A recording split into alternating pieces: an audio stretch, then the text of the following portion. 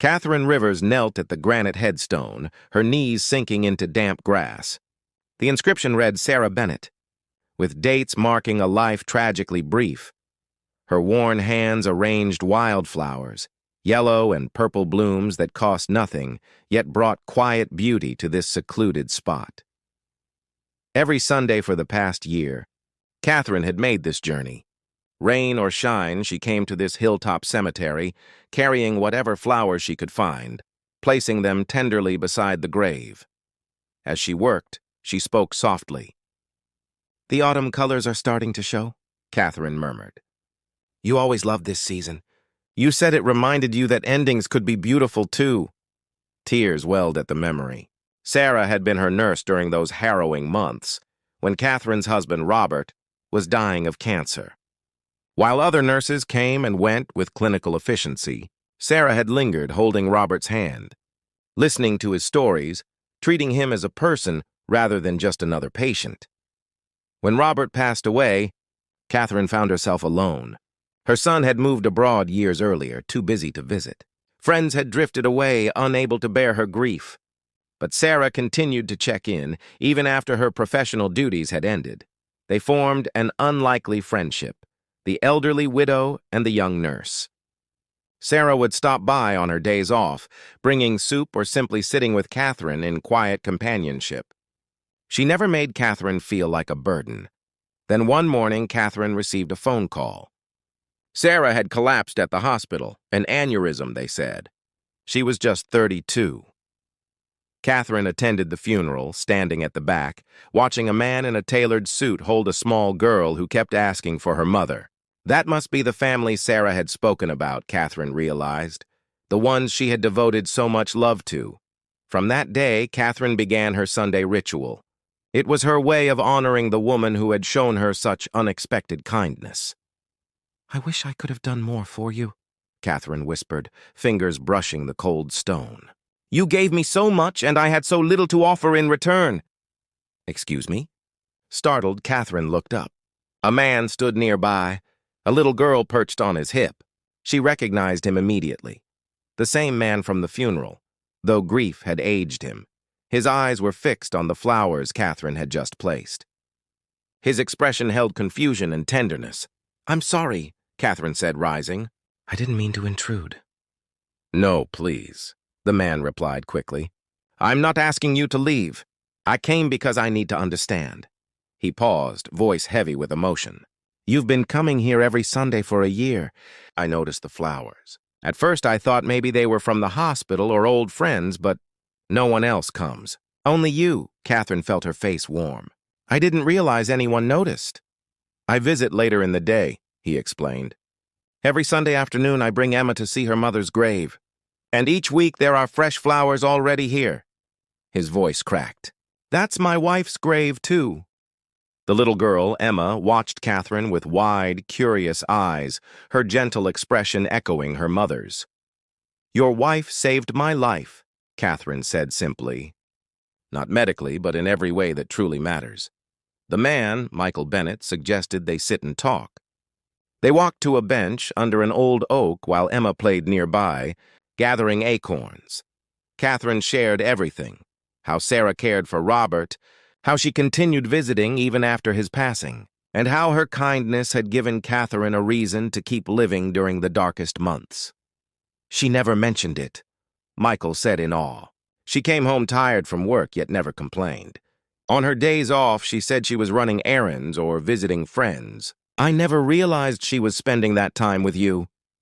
"That was Sarah," Catherine replied softly. "She never performed acts of kindness for recognition. She did them because she couldn't help herself." Michael was silent, watching Emma play. "After she died, I was so angry," he admitted. "At fate, at the universe, maybe even at God? She was only 32, it seemed pointless." "It was senseless," Catherine agreed.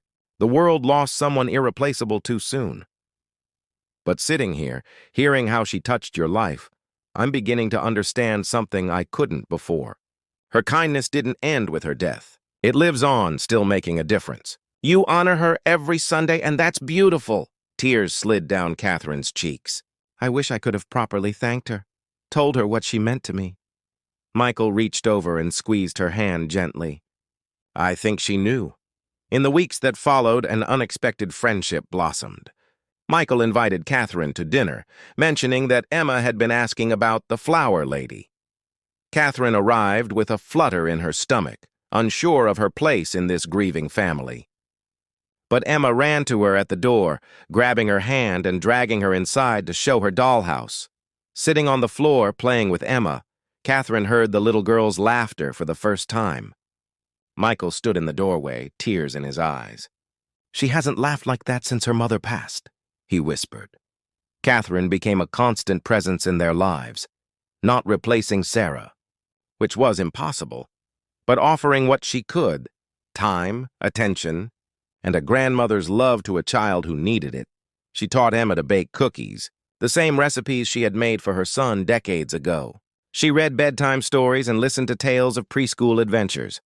She gave Michael quiet support, someone who understood grief without imposing a timeline for healing. For Catherine, caring for Emma filled a void she had nearly forgotten. She had missed being needed, having purpose beyond her own survival. 6 months after their first meeting at the cemetery, Michael appeared at Catherine's apartment. Emma and I were wondering, he said shyly, if you'd like to join us visiting Sarah today, make it official that you're part of our ritual. Catherine's heart swelled. I would love that. At the cemetery, they stood together. Michael laid roses, Emma left a drawing, and Catherine added her wildflowers. Mama, Emma said, touching the stone, Catherine makes me smile like you did. Michael wrapped his arm around Catherine, and she leaned into his steady presence.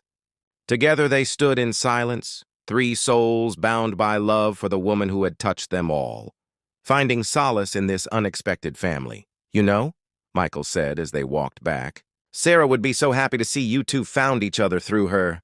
She believed love multiplies, never divides. There's always room for more in your heart. She was right, Catherine said, holding Emma's small hand. About so many things. A year later, Catherine moved into the guest suite of Michael's home, insisting on paying rent despite his protests. Together, they built a home filled with Sarah's presence, not as a shrine, but as the foundation for their future. Emma called her Grandma Catherine, and the name fit perfectly. Michael found healing in ways he hadn't imagined, grateful for the woman who had loved his wife enough to tend her grave, and who now loved his daughter with the same selfless devotion. They continued visiting the cemetery every Sunday, now together, leaving more abundant flowers, a celebration of a life that still brought people together. Catherine, once resigned to a life over, discovered that our most meaningful chapters often come unexpectedly. That love and family can be found in surprising places. That tending to memory can lead to tending a heart. Sarah's gift had been her ability to see and care for people selflessly. That gift lived on, in the family she nurtured, in the bonds she helped form, and in the love that grew from her kindness. Some leave wealth or fame. Sarah left something far greater. People who knew how to love well because she had shown them how.